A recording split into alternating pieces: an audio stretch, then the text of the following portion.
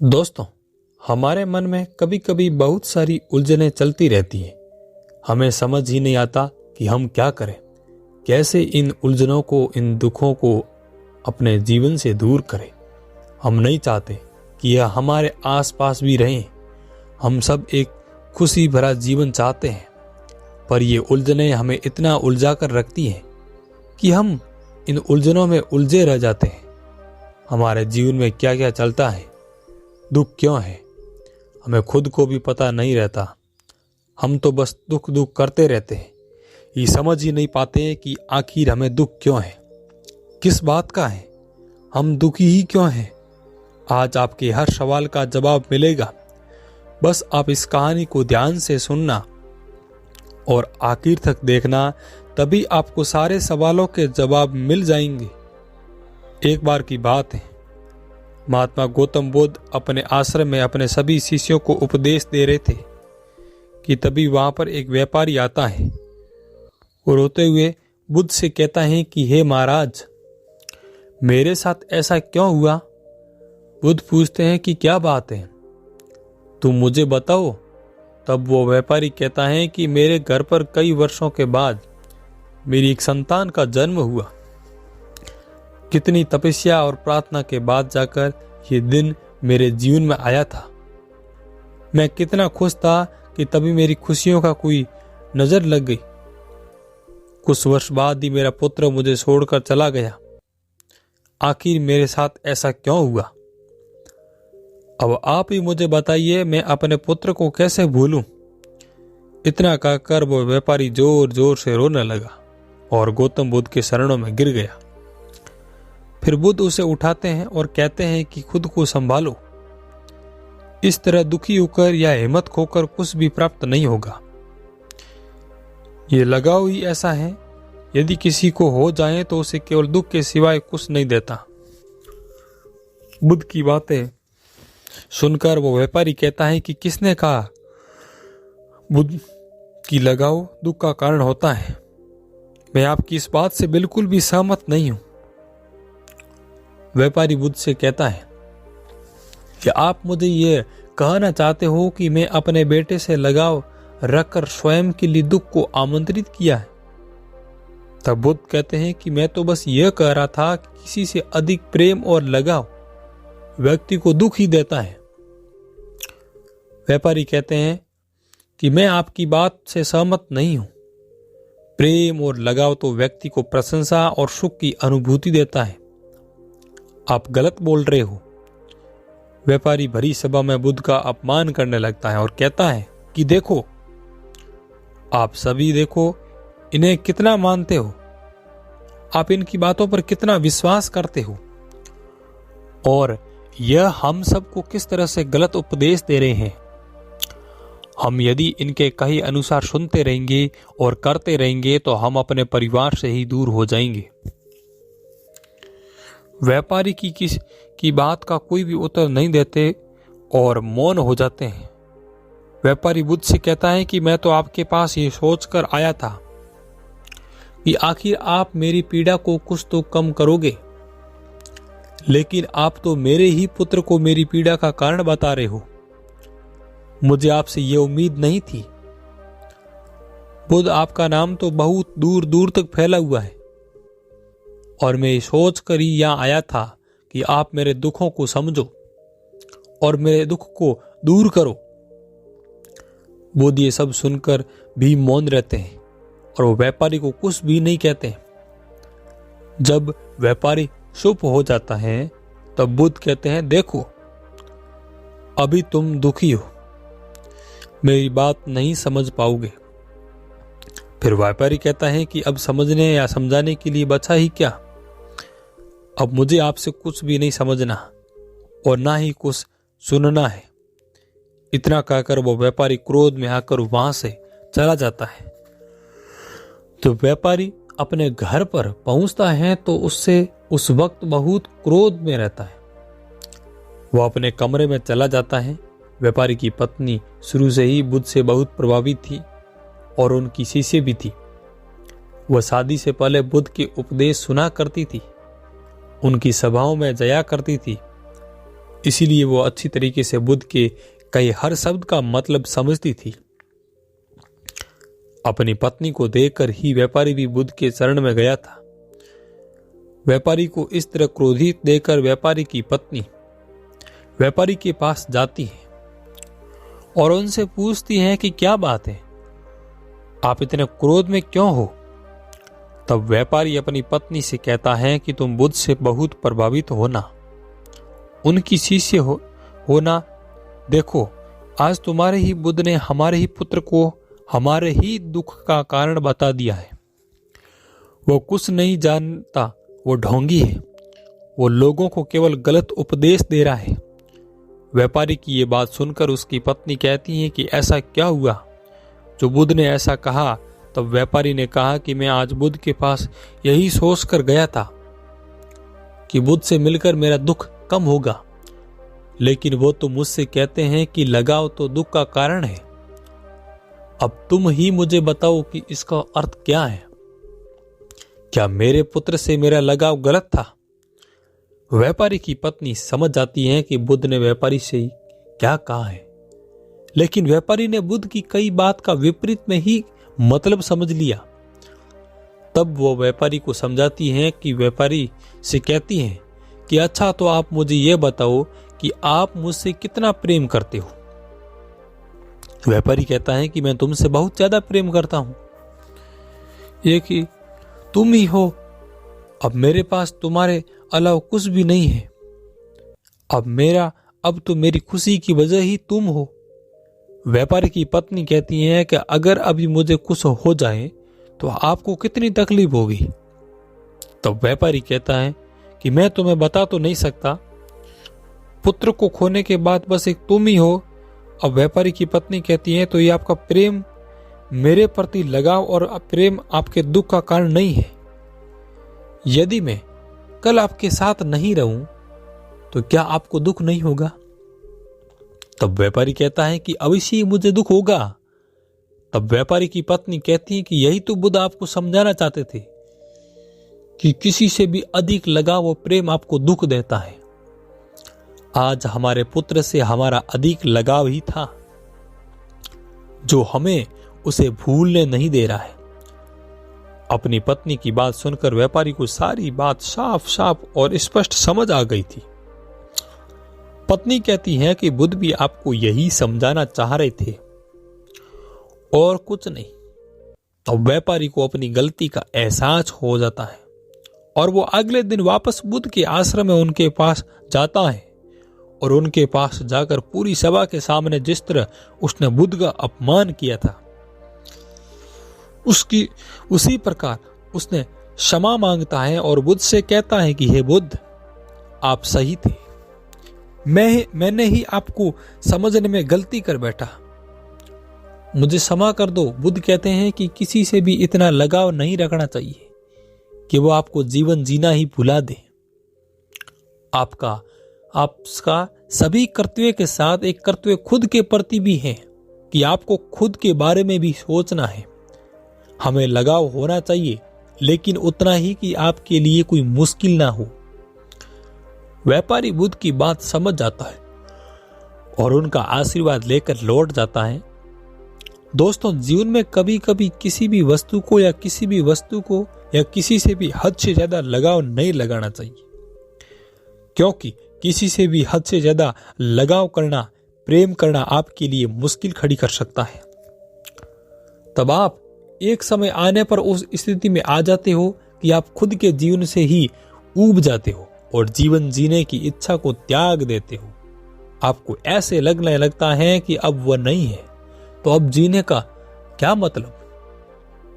दोस्तों, आपको मैं यही नहीं कह रहा हूं कि प्रेम और लगाव मत करो, लेकिन एक सीमा में रहकर, एक दायरे में रहकर करो जो कि आपके लिए समस्या खड़ी ना करे। फिर गौतम बुद्ध अपने सभी शिष्यों को उपदेश देने लगे। तभी उनमें से एक शिष्य उनसे पूछता है कि गुरुदेव, मैं आपसे कुछ पूछना चाहता हूं। बुद्ध कहते हैं, पूछो। वंश, तुम्हें क्या पूछना है?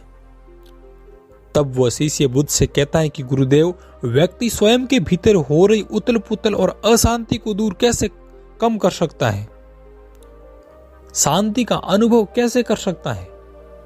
क्या कोई दूसरा इसमें कोई हमारी सहायता कर सकता है? तब बुद्ध अपने शिष्य से कहते हैं कि तुम अपने प्रश्न तो बहुत अच्छा पूछा है वत्स, लेकिन तुम्हारे इस प्रश्न के उत्तर के लिए मैं तुम्हें कहानी सुनाता हूं। इसे सुनने के बाद तुम सभी को तुम्हारे इससे जुड़े सभी प्रश्नों के खुद ही उत्तर मिल जाएंगे। बहुत ही समय पहले की बातें। एक नगर में एक राजा रहा करता था। उस राजा के पास बहुत सारा धन था। सोना चांदी से उसका घर भरा हुआ था। उसके पास किसी भी चीज की कोई कमी नहीं थी। वो राजा बहुत ही ऐशो आराम का जीवन जी रहा था, लेकिन उसके पास सब कुछ होते हुए भी वो तो राजा अशांत था। उसका मन स्थिर नहीं रहा। वो कुछ भी नहीं था और वो अपने इसी अशांत मन के कारण प्रजा पर भी ध्यान नहीं दे पा रहा था।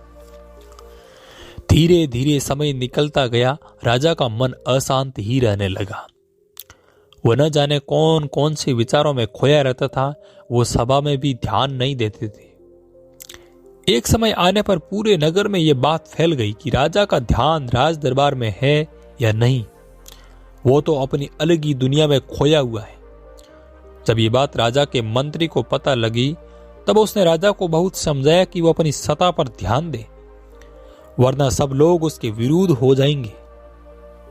राजा अपने मंत्री से कहता है कि मैं चाहता हूं कि मैं अपने राजकोष में व्यस्त हूं, लेकिन मेरा मन काज में लगता ही नहीं, हमेशा बेचैन रहता है। राजा की बात सुनकर मंत्री राजा से कहता है कि यदि आप अंदर से इतने उदास हैं, परेशान हैं, आपका मन बेचैन है, तो मैं आपको इसका एक उपाय बताता हूं। ये उपाय जरूर काम करेगा। राजा पूछते हैं कि कैसा उपाय? तब मंत्री कहते हैं कि हमारे नगर के जंगल में एक महात्मा जी अपनी कुटिया बनाकर रहते हैं। वो महात्मा बहुत ही विद्वान है। दूर दूर से लोग उनके पास अपनी समस्याओं का हल निकलवाने के लिए आते हैं। आप भी उनके पास जाकर उनसे अपनी समस्या के बारे में बात करो। वह क्या कहते हैं उस पर ध्यान दो, आपको हल अवश्य मिलेगा। राजा मंत्री की बात मानकर अगले दिन सुबह सुबह ही जंगल की तरफ चल दिए। किसी से कुछ भी नहीं कहते हैं और जंगल में पहुंचने के बाद जैसे जैसे मंत्री ने बताया उसी रास्ते पर चलते हुए और महात्मा के पास चले गए। वहां जाकर देखते हैं कि महात्मा जी अपनी कुटिया के बाहर एक पेड़ की ठंडी छाया में विश्राम कर रहे थे और उनके आसपास कोई भी नहीं था। राजा महात्मा के पास जाते हैं और उन्हें प्रणाम करते हैं। राजा को देखकर महात्मा जी कहते हैं कि कहिए राजन, यहां कैसे आना हुआ आज आपका? तब राजा महात्मा जी के समक्ष जाकर उनसे कहते हैं कि महात्मा जी, मैं एक राजा हूं और मेरे पास सब कुछ है, धन दौलत ऐशो आराम, सोने चांदी से मेरा महल भरा पड़ा है। मेरे पास किसी भी चीज की कोई कमी नहीं है, लेकिन फिर भी मैं भीतर से बहुत बेचैन हूं। समझ ही नहीं आता कि मैं ऐसा क्या करूं। आप ही मुझे समस्या का समाधान बताइए। राजा की बात सुनकर महात्मा कहते हैं कि मैं आपको एक हल बताऊंगा, लेकिन उससे पहले आपको मेरे साथ यहां पर रहना होगा। क्या आप ये सब कर सकते हैं? राजा कहते हैं अवश्य महात्मा जी। और फिर भी राजा वहीं पर रुक जाता है और पूरे दिन महात्मा राजा से कुछ नहीं कहते और ध्यान करते हैं। ध्यान करने के बाद अपने अन्य कार्यों में व्यस्त हो जाते हैं। शाम को जब महात्मा जी के शिष्य आते हैं, तब वो शिष्य भोजन की तैयारी करते हैं और फिर राजा के सामने भोजन लाते हैं और कहा, राजा, तरह तरह के पकवान खाने वाले उस थाली में सूखे भोजन को देखकर वो हैरान हो जाते हैं कि राजा इस भोजन को कैसे करेगा। वही दूसरी तरफ महात्मा के लिए अच्छी थाली में भोजन परोसा गया।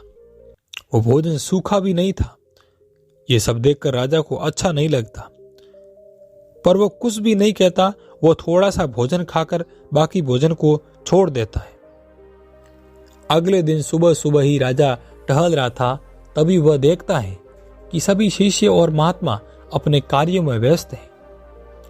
उसके बाद महात्मा अपने शिष्यों को शिक्षा देते हैं, उपदेश देते हैं और उसके बाद वो नगर में ज्ञान देने के लिए निकल जाते हैं। फिर महात्मा राजा को अपने पास बुलाते हैं और कहते हैं कि तुम मेरे साथ ध्यान करो। राजा तो यही प्रतीक्षा कर रहा होता है कि महात्मा जी कब उसके प्रश्न का जवाब देंगे, लेकिन वो पहले ध्यान करने बैठ जाते हैं। महात्मा स्वयं तो पेड़ की ठंडी छांव में बैठते हैं और राजा को धूप में बैठने के लिए बोलते हैं।